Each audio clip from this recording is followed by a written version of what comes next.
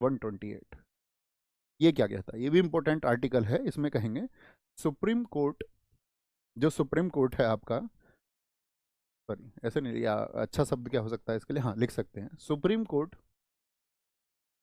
High court के अवकाश प्राप्त, हाई कोर्ट के अवकाश प्राप्त, यानी कि अवकाश प्राप्त बोलते हैं जो रिटायर हो चुके हैं, अवकाश प्राप्त न्यायाधीशों को, न्यायाधीशों को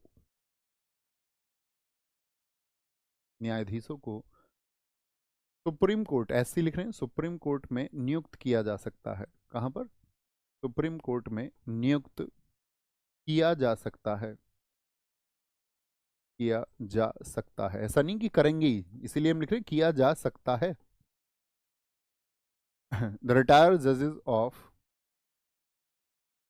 करेंगे कौन, हाँ ये भी बात आएगी फिर, भैया इनको न्यायाधीशों को नियुक्त कौन करता है, तो याद रखना सीजेआई, जो भारत के चीफ जस्टिस ऑफ इंडिया होंगे, सीजेआई के द्वारा नियुक्त किया जाएगा, सीजेआई के द्वारा, by chief justice of India. अब मैंने कहा किया जा सकता है, जैसे रिटायरमेंट की एज क्या है, कि कोई जैसे हाई कोर्ट में रिटायरमेंट की एज आप पढ़ेंगे 62 ईयर है, हाई कोर्ट में क्या है 62, और सुप्रीम कोर्ट में क्या है 65। तो ये लोग तो रिटायर हो जाएंगे इतनी एज पे, आप कहेंगे हाँ ये भी रिटायर हो जाएंगे, ये भी रिटायर हो जाएंगे। अब सीजीआई चाहते थे कि नहीं, ये जो व्यक्ति हैं ये बहुत अच्छे जज थे, या ये भी बहुत अच्छे जज थे, तो क्या इनको अपॉइंट कर दिया जाए, तो हाँ अपॉइंट कर सकते हैं, यानी अतिरिक्त सेवाएं इनकी ली जा सकती हैं, लेकिन किस मोड पर, रिक्वेस्ट मोड पर। ये जरूरत किसकी होगी, ये खुद कहेंगे हाँ मैं तैयार हूँ, तो सीजीआई इनसे रिक्वेस्ट मोड पर बोलते हैं, ऐसे नहीं है कि जबरन जाकर के कि भाई आपको अपॉइंट किया जाता है, आपको काम करना पड़ेगा। तो कैसा मोड होगा बताएं एक बार, तो एक इनको ये बोलेंगे कि भाई आपको सर्वोच्च न्यायालय को आपकी आवश्यकता है, और आपकी अतिरिक्त सेवाएं जो है वो सर्वोच्च न्यायालय चाहता है, तो किस मोड पर होगा, रिक्वेस्ट मोड पर, जबरन नहीं होगा, इसीलिए मैंने बोला किया जा सकता है। तो इंपॉर्टेंट क्वेश्चन अब आपके दिमाग में ये आना चाहिए कि जब ये सुप्रीम कोर्ट में 65 पर तो रिटायर हो जाते, तो ये अब अतिरिक्त सेवाएं दे रहे हैं, तो इनको वेतन मिलेगा या नहीं मिलेगा, तो सब कुछ इनको दिया जाता है। जो एक सर्वोच्च न्यायालय के न्यायाधीश को, जैसे कि आपका सर्वोच्च न्यायालय के न्यायाधीश को आप मान के चलिए कि उसको जो वेतन मिलता है वो 2.5 लाख रुपए मिलता है, मुख्य न्यायाधीश को 2,80,000, अन्य न्यायाधीश ही इनको बनाएंगे क्योंकि सीजीआई बना रहे हैं। अब सीजीआई ऐसा तो है नहीं अपनी जगह चीफ जस्टिस चुन लेंगे किसी को, है ना, तो आप कहेंगे जब इनको चुना जाएगा तो वो वेतन वेतन सब मिलेगा, लेकिन इनको जज नहीं कहा जाएगा, क्योंकि जज के रूप में तो समय सीमा निर्धारित है 65 वर्ष, इनको सुप्रीम कोर्ट का न्यायाधीश तब नहीं कहा जाएगा, बाकी सारी सुविधाएं मिलेंगी, लेकिन इनको उस इनके जो सेवाएं ली जा रही हैं अतिरिक्त उस दौरान में इनको न्यायाधीश नहीं कहा जाएगा। ओके, बस इस बात का ध्यान रखना है, बात रखेंगे, ठीक है। अगली बात क्या होगी, अब आते हैं जो हमारे भाई साहब ने क्वेश्चन पूछा था, वेतन और भत्ते। हमने न्यायाधीश सब नियुक्त कर दिए सब तरह के, आप कहेंगे हाँ जी, न्यायाधीश, अन्य न्यायाधीश, एड हॉक हो गया, कार्यकारी भी हमने कर लिए। सैलरी एंड अलाउंसेस की जब बात आएगी, कितने वेतन इनको मिलता है, अब आप बताएं, अभी मैंने आपको बताया सैलरी एंड अलाउंसेस, तो ये कौन होता है, संसद विधि बनाकर निर्धारित करती है, हमेशा संसद निर्धारित करेगी, संसद विधि बनाकर निर्धारित करती है, संसद विधि बनाकर निर्धारित करती है जब भी वृद्धि होगी। ये अधिकार किसके पास है इनके वेतन का, संसद के पास में, घटा नहीं सकती है, लेकिन डिसाइडेड बाय पार्लियामेंट, लिखना decided by parliament through legislation, sorry through legislation, मतलब एक विधायी प्रक्रिया से ये होगा। वेतन मिलेगा कहाँ से, तो याद रखना हमेशा संचित निधि पर भारित होता है, संचित निधि से जाता है पैसा, हमेशा संचित निधि पर भारित होगा, संचित निधि पर भारित, इसका मतलब क्या है, चार्ज्ड ऑन कंसोलिडेटेड फंड। एक बार थम्स अप करके बताइए, मैंने आपको संचित निधि, देखो जैसे हमारे एक साथी ने एक क्वेश्चन पूछा था, अच्छा कि इनके वेतन को कभी कम नहीं किया जा सकता है, ठीक है भैया, अवकाश की जगह सेवानिवृत्त लिखिए, तो अवकाश प्राप्त का मतलब सेवानिवृत्ति होता है दोस्त।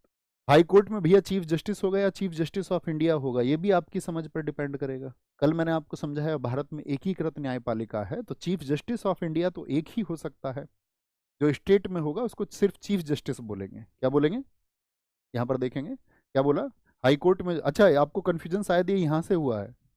हाई कोर्ट में सीजे होता है, सीजे। मैं ही इस कन्फ्यूजन का कारण हूँ। हाँ मैं समझ गया आपको कहाँ से कन्फ्यूजन हुआ होगा। हाई कोर्ट के चीफ जस्टिस से, क्योंकि कल हमने आपको बताया भारत में न्यायपालिका कैसी है, वो एकीकृत है। एकीकृत का मतलब है चीफ जस्टिस ऑफ इंडिया क्या होगा, एक ही होगा। ये बात क्लियर हुई। छोटी सी बात लिख लेना कि इनके वेतन और भत्ते जो है वो घटाए नहीं जा सकते, घटाए नहीं जा सकते, डिक्रीज नहीं कर सकते आप इनको। और लेकिन किन स्थितियों में घटाए जा सकते हैं, कौन सा आर्टिकल होगा जब भारत में कैसी होगी, आर्टिकल 160, 160 नहीं सॉरी 360 में क्या होता है, वित्तीय आपातकाल। देखो ऐसे जो छोटे ह्यूमन एरर्स होते हैं ना, ये अक्सर होते हैं, उनके लिए माफ़ करना। जैसे मैं अभी 360 की जगह आपका 160 बोल रहा हूँ। तो जब फाइनेंशियल इमरजेंसी होगी उसके दौरान क्या हो सकता है, घटाए जा सकते, घटाए जा सकते। बात क्लियर है जी, छोटी सी बात थी। और ये सब वर्णन जो दिया गया है वेतन और भत्तों का, ये आर्टिकल 125 में दिया गया। ये सारी बातें कहाँ पर बताई गई हैं, आर्टिकल 125 में बताई गई। ठीक है, यहाँ पर आप लिख भी लेना चाहे तो, चीफ जस्टिस ऑफ इंडिया को मिलते हैं 2,80,000 रुपये, 2,80,000 रुपये मिलते हैं। और जो अन्य न्यायाधीश होते हैं, अन्य न्यायाधीश यानी कि जो अदर जजेस होंगे, यानी जो 33 हैं, 33 अन्य जो हैं, उनका वेतन होता है 2,50,000 रुपये। रुपये, रुपये का ये साइन किसने बनाया था और किस वर्ष बनाया था। रुपये का साइन जानते हैं ना, कि भारत सरकार ने क्या हुआ था, जो देवनागरी लिपि है उसका रे और इंग्लिश के रोमन का आर, इन दोनों को कॉमन करके बनाया था। कौन व्यक्ति थे जरा बताएं मुझे, आपके अतिरिक्त चीज़ों के बारे में पता चलेगा।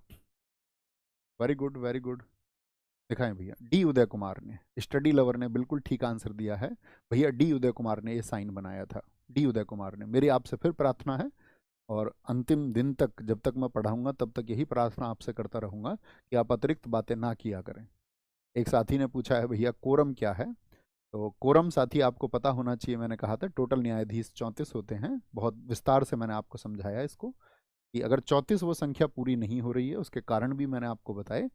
आपका शायद कक्षा में ध्यान नहीं है, इसीलिए मुझे फिर आपको इग्नोर करना पड़ेगा, है ना, तो मजबूरी है ये, है ना। ओके, बस मेरी प्रार्थना है आपसे अतिरिक्त बातों में खुद को कभी ना उलझाएं। बात क्लियर है, वेतन और भत्तों से संबंधित कोई दिक्कत कोई परेशानी किसी भी साथी को नहीं होनी चाहिए। ओके, अब न्यायाधीश हमने सारे अपॉइंट कर दिए, उनकी सैलरी हमने आपको बता दी। अब न्यायाधीश को यदि पद से हटाना है तो क्या, कैसे हटाएंगे।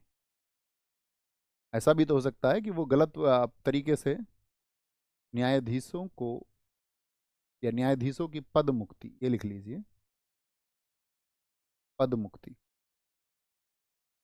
यानी कि अगर वो मतलब सही तरीके से न्याय नहीं दे पा रहे हैं या किसी ऐसी चीज में पाए गए हैं, procedure to removal, removal of जजेस, क्या प्रोसीजर होगा। ठीक है, तो ये प्रोसीजर बताया गया है आपका आर्टिकल 104। भाई हमने अब तक नियुक्त किया है, अब हटाने की प्रक्रिया देखते हैं, क्योंकि इनको नियुक्त और हटाने की प्रक्रिया जो है वो सारी 124 में है, आर्टिकल 124 में। ये समझ पा रहे हैं ना मेरी बात को। मैंने कहा ऐसा भी तो हो सकता है भाई, एक जज को अपॉइंट क्यों किया गया था, जज को अपॉइंट इस बात के लिए किया गया था कि वो एक न्याय देंगे। लेकिन मान के चलो कभी ऐसा पता चलता है कि वो न्याय नहीं दे पा रहे हैं सही तरीके से, तो इसके दो ही आधार होते हैं सिर्फ और सिर्फ। वो दो आधार क्या हैं, कि या तो ये देख लिया जाएगा ये व्यक्ति जो है न्याय देने में असमर्थ हैं।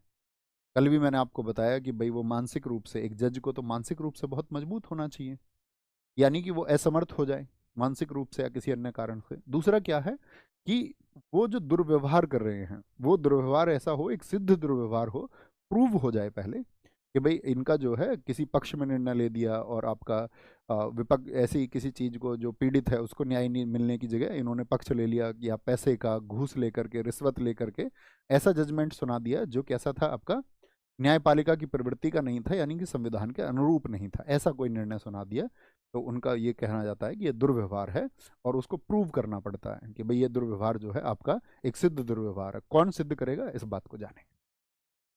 तो किन दो आधारों पर हटेगा, तो याद रख लेना इसके सिर्फ दो आधार होते हैं। इनको इनके पद से सिर्फ 2 बेसिस पर हटाया जा सकता है। 2 बेसिस होंगे, वो कौन से होंगे? 2 बेसिस होते हैं, उनमें से एक होता है आपका, पहला होता है सिद्ध कदाचार या दुर्व्यवहार आप कह सकते हैं। सिद्ध कदाचार, सिद्ध कदाचार का मतलब होता है, दुर्व्यवहार भी लिख सकते हैं साथ ही, है ना। इसको प्रूव्ड मिसबिहेवियर बोलते हैं, प्रूव्ड मिसबिहेवियर। और दूसरा आधार होता है उनका असमर्थता, यानी कि वो अब निर्णयों को सुनाने में क्या है, असमर्थ हैं। ये भी एक आधार होता है, इनकैपेसिटी बोलते हैं, इनकैपेसिटी, इनकैपेसिटी होगा, ठीक है। अब इम्पोर्टेंट बात क्या रही कि भाई जब इन्होंने कोई ऐसा दुर्व्यवहार कर दिया या कदाचार कर दिया तो उसको सिद्ध कौन करेगा? तो सिद्ध करने के लिए कमेटी बनाई जाती है। ऐसा नहीं कि ऐसे ही बोल देंगे कुछ भी। तो क्या बोलेंगे, सिद्ध कदाचार क्या होना चाहिए? फर्स्ट ये प्रूव होना चाहिए, पहले इसको सिद्ध किया जाएगा तभी हटाया जाएगा। पहले सिद्ध होना चाहिए, पहले इसको प्रूव करना पड़ेगा, पहले सिद्ध होना चाहिए।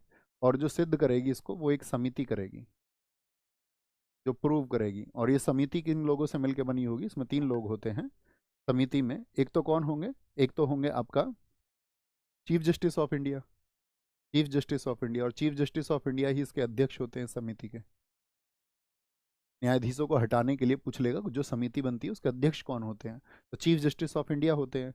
और इसमें जो दूसरे होते हैं वो होते हैं एक हाई कोर्ट के जज, हाई कोर्ट से एक जज होते हैं। जज वही होंगे जिनको सुप्रीम कोर्ट के जो आपका चीफ जस्टिस ऑफ इंडिया चुनेंगे, है ना। और तीसरे होते हैं एक आपका पारंगत न्यायविद, पारंगत न्यायविद। पारंगत का मतलब होता है कोई भी व्यक्ति जो आपका एक्सपर्ट हो, एक एक्सपर्ट ज्यूरिस्ट होते हैं, एक्सपर्ट ज्यूरिस्ट होते हैं, ठीक है। तो हाईकोर्ट के जज होंगे, ये 3 लोगों की समिति बनेगी। वो कहेगी कि भाई इन्होंने जो है ये कदाचार किया है, तो उनका कदाचार क्या हो गया है, वो प्रूव हो गया है। बात क्लियर है? सर आपने अभी बताया है कि प्रेसिडेंट को वेतन नहीं घटाया जा सकता, लेकिन आपने अभी बोला कि आर्टिकल 360 में घटाया जा सकता। दोस्त, जब देश में वित्तीय आपातकाल लगेगा, अभी आपको आपातकाल पढ़ाया नहीं है दरअसल में, लेकिन आप एक बात बताइए, वित्तीय आपातकाल मैंने पढ़ाया आपको सारा? हाँ पढ़ा चुका, राष्ट्रपति में हम पढ़ चुके आपातकाल। तो मैंने आपको एक बात बताया था, वित्तीय आपातकाल में क्या होता है, मतलब लगता क्यों वित्तीय आपातकाल? आप एक बात सोचिए, जब देश के पास फंड नहीं बचा हो, और देश के पास जब पैसा ही नहीं है तो कहाँ से देंगे? वित्तीय आपातकाल का मतलब तो ये हो गया ना, सारे संस्थाएं देख लेंगी, जो कर्जा देती है वो भी देख लेंगी, ये देश जो है सरवाइव नहीं कर पाएगा, तो वो भी हमको पैसा नहीं देंगी। तो फिर हमारे पास पैसा आएगा कहाँ से? अगर हमारे पास पैसा आ जाता तो वित्तीय आपातकाल थोड़ी ना लगता। यानी कि देश में पैसा ही नहीं है, धन ही नहीं है। तो इस स्थिति में क्या होगा? वेतन तो घटाने पड़ेंगे ना, पढ़ाने पड़ेंगे, नहीं पढ़ाएंगे? जी भैया पढ़ाया जा चुका। हाँ मैंने तीनों आपातकाल आपको पढ़ा दिया, राष्ट्रीय आपातकाल भी आपको पढ़ा दिया है, राष्ट्रपति शासन भी। प्रेसिडेंट में जिन साथियों ने नहीं पढ़ा है, जहाँ पे हमने राष्ट्रपति की शक्तियों को पढ़ा, वहाँ पर पढ़ना आप, ओके। पढ़ा चुके हैं, आते हैं वापस। ये बात क्लियर है कि आधार होंगे, 2 आधार होंगे। अच्छा, जब इसको साथी हटाना है सिद्ध कदाचार, तो याद रख लेना किसी भी सदन से शुरू कर सकते हैं इसको, लोकसभा से या राज्यसभा से, किसी भी। देखो इसको कभी भी आप वो राष्ट्रपति को हटाने के लिए कौन सी प्रक्रिया होती है जो हमने पढ़ी थी आपका, ये भी आप बताइए किस आर्टिकल में पढ़ी थी? तो राष्ट्रपति को हटाने के लिए होता है महाभियोग। मैंने कहा था महाभियोग राष्ट्रपति के लिए होता है, अन्य के लिए क्या होता है शब्द? पद मुक्ति, पद मुक्ति होता है, डिस्चार्ज शब्द होता है, ठीक है। तो यहाँ पर क्या बोलेंगे, रिमूवल आप इसको बोल सकते हैं, लेकिन कभी भी इसको आप महाभियोग नहीं कहेंगे, है ना, ये बात याद रख लेंगे। तो किसी भी सदन से शुरू कर सकते हैं, किसी भी सदन से शुरू। आप किस सदन से शुरू करना चाहते हैं बताओ? किसी भी सदन से शुरू कर सकते हैं, कैन बी स्टार्ट,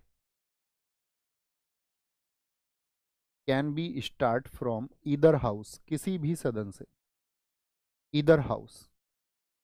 जैसे मान के चलो आप कहेंगे भैया लोकसभा से शुरू करने के, तो लोकसभा में क्या होगा, 100 सदस्यों के साइन होने चाहिए पहले से। 100 सदस्य इस पे क्या करेंगे, साइन करेंगे, हस्ताक्षर होने चाहिए उनके।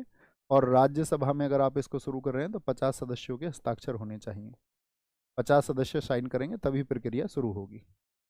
अब जहाँ से भी आप चाहें, लोकसभा से शुरू कर लें, राज्यसभा से, आपकी मर्जी है। अच्छा, जैसे मान के चलो लोकसभा से शुरू हुआ, तो लोकसभा में कौन है टॉप पर? लोकसभा के अध्यक्ष को हम क्या कहते हैं?